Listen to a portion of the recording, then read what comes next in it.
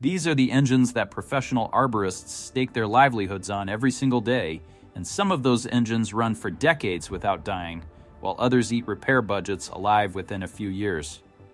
If you have ever bought a chipper based on the name painted on the door and then watched that engine bleed you dry in the shop, you already know which category you landed in.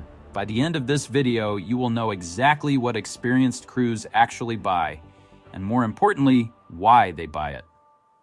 Here is the thing nobody at the dealership is going to walk you through.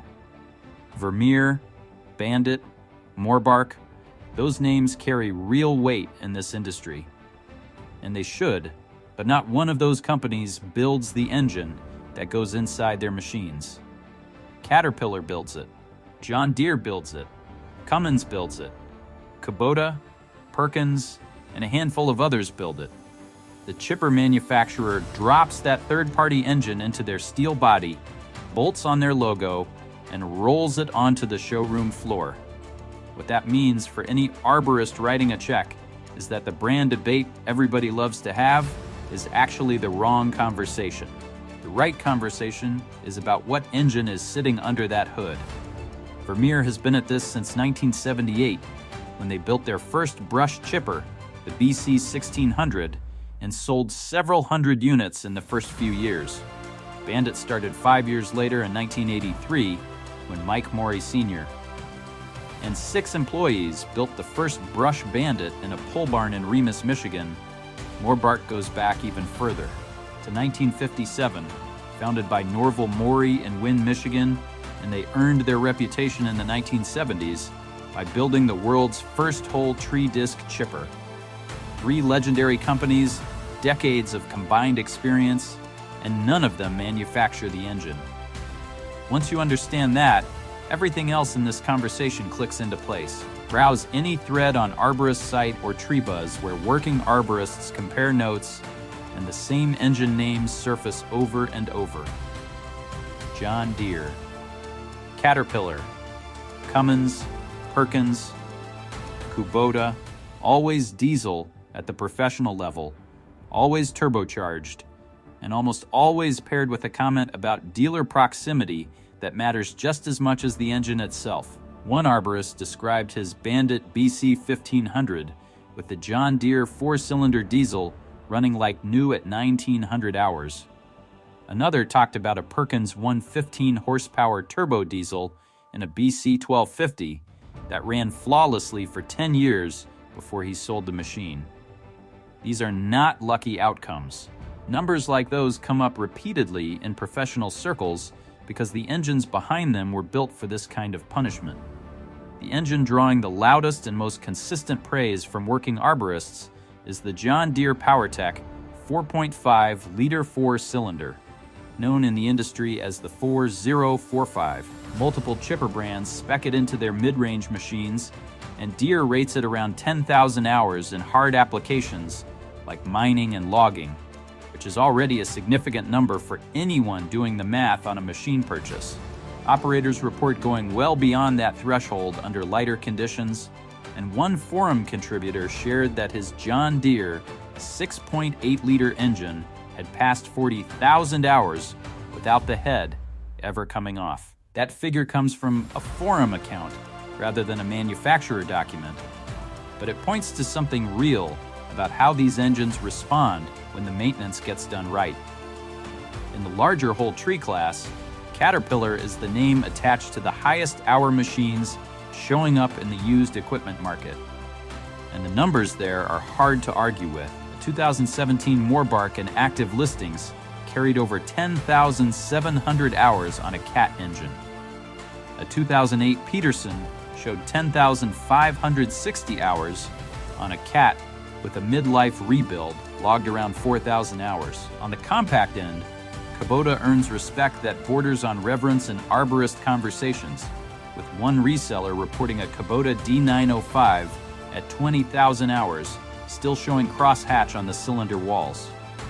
Kubota's own industrial documentation puts typical service life somewhere between 4,500 and 10,000 hours, with well-maintained engines regularly clearing 15,000 to 20,000 hours. Three things explain why these diesel engines survive what gas engines cannot. Duty cycle is the first one, because a diesel was engineered to run under heavy load for hours at a time, and wood chipping is exactly that kind of work.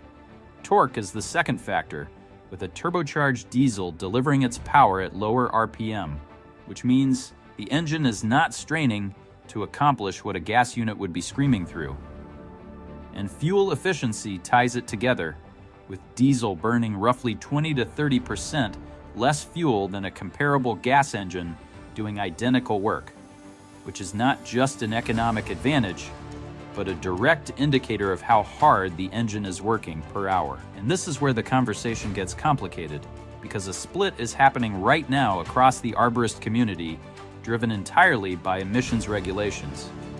Starting around 2008, the EPA began phasing in Tier 4 standards for off-road diesels, with requirements tightening through 2015 under what became Tier 4 Final.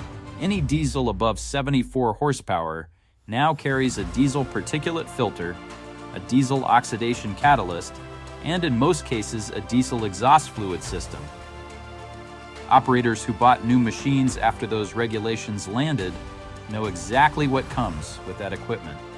DPF clogging under light loads, DEF crystallization in cold weather, regeneration cycles burning fuel and time, and replacement parts that run $3,000 to $8,000 when the after-treatment system needs work. One arborist put it plainly on a forum thread about Tier 4. You can replace a gas engine for $7,000, or you can have non-stop Tier 4 problems running into the tens of thousands. That is not a fringe position. More and more working crews are running that same calculation. The result is a market moving in two directions at once. On one side, arborists are actively hunting pre-Tier 4 diesel machines, clean used iron from before 2008, Tier 3 or earlier engines with no DPF, no DEF, no regen cycles, and a service history that speaks for itself. Those machines carry more value than their age suggests, and they move fast when they hit the listings. On the other side, industrial gas is making a genuine comeback, and not through the old story of small Kohler V twins burning up at 400 hours. Power Solutions International, known as SI, builds a 6-liter engine on the GM LS platform, producing 174 horsepower and 315 foot-pounds of peak torque. And that engine earned EPA and CARB certification in April of 2022 for mobile arborist applications. Bandit states their industrial gas engines carry EPA certification to 10,000 hours of service life. Size smaller 2-liter and 2.4-liter engines are rated well beyond 10,000 hours on gaseous fuel. The gap between gas and diesel longevity has narrowed enough that when Tier 4 costs get factored onto the diesel side, gas starts winning on paper for certain operations.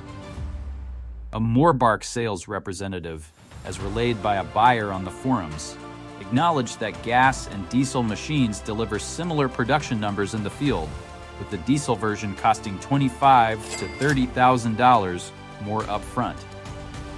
Gas burns more fuel and may need more frequent maintenance, but none of that matters much when a Tier 4 repair cycle runs into the tens of thousands and a gas engine swap costs $7,000. What experienced buyers are actually doing right now breaks down by machine class. Under 12 inches, a well-maintained gas engine from Kohler, Vanguard, SI, or Ford handles the work and keeps ownership costs manageable. And dealer proximity drives the decision more than the engine badge. In the 12 to 18-inch production class, where most commercial arborists live day to day, turbocharged diesel in the 85 to 175 horsepower range is still the call. John Deere 4045, Cat C3.4 or C4.4, Cummins B3.3 or B6.7, Perkins or Kubota, with a strong look at pre-Tier 4 used machines before signing anything new. In the whole tree and land clearing class, Cat and Cummins dominate, and every serious operator in that space budgets for one midlife engine rebuild somewhere around the 8,000 hour mark. Jeff Morey of Bandit Industries gave that threshold a name in TCI magazine, saying that when a machine approaches 8,000 hours or more and starts showing some issues, the time has come to evaluate rebuilding or replacing the engine. 8,000 hours is not a catastrophe. It is a known milestone, and arborists who plan for it come out ahead of those who don't. The chipper body outlasts the first engine in almost every case. The steel frame, the drum, the disc, the feed system, the trailer, all of it can run 30 years or more with consistent attention, which means what you are really buying when you write that check is a platform. And the platform decision comes down to which engine supplier has a dealer within reach of your operation when something needs fixing. That point surfaced more consistently than any other in the arborist discussions that informed this video. One forum comment comparing John Deere, Perkins, Cummins, and Cat put it directly: they are good engines until you need product support, and a good dealer close by changes everything. The brand loyalty debate is real, and it runs deep. One arborist described the whole thing as Ford versus Chevy versus Dodge, where you cannot go wrong choosing Bandit, Vermeer, or Morbark, but the conversation always circles back to the engine sitting inside and the dealer who picks up the phone. And that brings us to where everything lands. No single engine carries a warranty against dying. What exists instead is a category of industrial power plants that have proven through documented service hours, consistent professional consensus, and real used equipment listings that they outlast everything else bolted to those machines. Liquid-cooled industrial diesels, with John Deere 4045 earning the strongest case in the mid-range, Caterpillar holding the top of the heavy class, Kubota commanding respect in compact applications with decades of proven service behind it, and Cummins, along with Perkins, rounding out a group that working arborists return to again and again. The engine that keeps running is not something you find in a consumer parts catalog. It is an industrial power plant, sold through a dealer network, built for full-load continuous work, and maintained from hour one. Buying used means looking for pre-Tier 4 iron. Buying new means honestly calculating whether the gas option makes more financial sense for your specific operation than a new diesel dragging an expensive after-treatment system through its entire service life. Sharpen the knives every 6 to 50 hours depending on what you are running through the machine. Change the diesel oil every 100 to 200 hours. Know that 8,000 hours is when the engine conversation starts in earnest, and before you buy anything, look up the nearest dealer for that specific engine before the paperwork gets signed. That is the advice the 30-year arborists give.